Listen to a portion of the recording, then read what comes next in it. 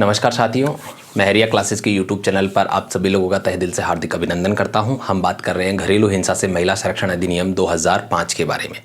और 2005 का ये अधिनियम संख्यांक 43 है।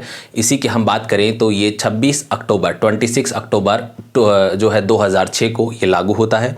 साथ ही में इस एक्ट के अंदर 5 अध्याय और कुल 37 धाराओं का उल्लेख है। मुख्य धाराएं कुछ इस प्रकार हैं। सबसे पहले हम बात करें धारा 3 जो घरेलू हिंसा को परिभाषित करती है।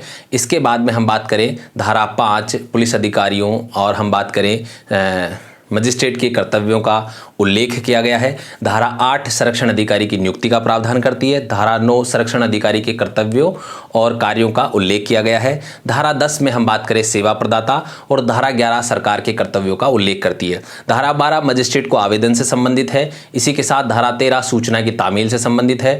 धारा 14 परामर्श का उल्लेख करती है। धारा 15 कल्याण विशेषज्ञ की सहायता का प्रावधान करती है। धारा 16 कार्यवाहियों को बंद कमरे में किया जाने का प्रावधान करती है। धारा 17 साझी गृहस्थी में निवास के अधिकार का प्रावधान करती है। धारा 18 संरक्षण आदेश, धारा 19 निवास आदेश, धारा 20 धनीय अनुतोष आदेश, धारा 21 अभिरक्षा आदेश, धारा 22 प्रतिकर आदेश, धारा 23 हम बात करें अंतरिम और एक पक्षीय आदेश देने की शक्ति। तो साथियों चलिए एग्जाम के दृष्टिकोण से जो भी धारा 21 से सवाल बनते हैं हम उन सभी को कवर करते हुए टू द पॉइंट बात करते हैं। देखिए सबसे पहले यदि हम बात करें धारा 21 अभिरक्षा आदेश कस्टडी ऑर्डर्स जो हम बात करें तो इसे क्या प्रावधान करती है, यहाँ से क्या सवाल बनते हैं, हम दोनों चीज़ों को देखते हैं। सबसे पहले तत्समय प्रवृत्त किसी अन्य विधि के अधीन अंतर्विष्ट किसी बात के होते हुए भी वर्तमान में यदि कोई लागू जो कानून लागू है अगर उसमें किसी बात का उल्लेख है तो भी मजिस्ट्रेट इस अधिनियम के अधीन संरक्षण आदेश या किसी अन्य अनुतोष के लिए आवेदन की सुनवाई के किसी प्रक्रम पर व्यथित व्यक्ति को, सबसे इंपॉर्टेंट बात, मजिस्ट्रेट क्या करेगा, या तो जो है संरक्षण आदेश या किसी अन्य अनुतोष के लिए आवेदन। देखिए मैंने आपको कहा मजिस्ट्रेट को जो आवेदन किया जाएगा वो धारा 12 के अधीन किया जाएगा। तो यहाँ धारा 12 के अधीन यदि संरक्षण आदेश के लिए आवेदन किया जाता है या किसी अन्य अनुतोष के लिए, जो हम अभी पढ़ रहे हैं धारा 19 से लेकर पूरे जो है 22 तक की हम बात करेंगे, लेकिन इसमें मुख्य रूप से 18 से, माफ कीजिएगा, 18 से लेके 22 तक। तो यहाँ 18 तो संरक्षण आदेश का प्रावधान है या बाकी कोई अन्य अनुतोष यहाँ पर मांगा गया है के लिए आवेदन किया है किसने, व्यथित व्यक्ति ने। तो सुनवाई के किसी भी प्रक्रम पर यानी कि किसी भी स्तर पर सुनवाई की कोई सी भी सुनवाई चल रही हो, जरूरी नहीं है पहली सुनवाई हो दूसरी सुनवाई हो, किसी भी सुनवाई पर व्यथित व्यक्ति को या उसकी ओर से आवेदन करने वाले व्यक्ति को, देखो यहाँ पर मुख्य रूप से इंपॉर्टेंट बात है कि कस्टडी ऑर्डर्स किसको जारी किए जाते हैं, व्यथित व्यक्ति को या व्यथित व्यक्ति की ओर से जो भी व्यक्ति आवेदन करता है उस व्यक्ति के पक्ष में यहाँ पर क्या जारी किया जाएगा, अभिरक्षा आदेश या कस्टडी ऑर्डर्स जारी किए जाएंगे। किसके लिए जारी किया जाता है, सबसे इंपॉर्टेंट बात है यहां पर आपको याद रखना है जो है घरेलू हिंसा अधिनियम के अंतर्गत जो है कस्टडी ऑर्डर्स जो है संतान के लिए जारी किया जाता है।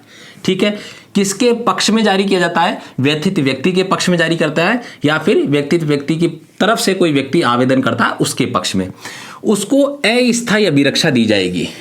देखो अभिरक्षा तो दी जाएगी, कस्टडी ऑर्डर तो दिया जाएगा, लेकिन वो कैसा होगा, टेम्परेरी होगा, परमानेंट नहीं होगा, अस्थायी होगा, दे सकेगा। और यदि आवश्यक हो तो प्रत्यर्थी द्वारा ऐसी संतान या संतानों की भेंट के इंतजाम को विनिर्दिष्ट कर सकेगा।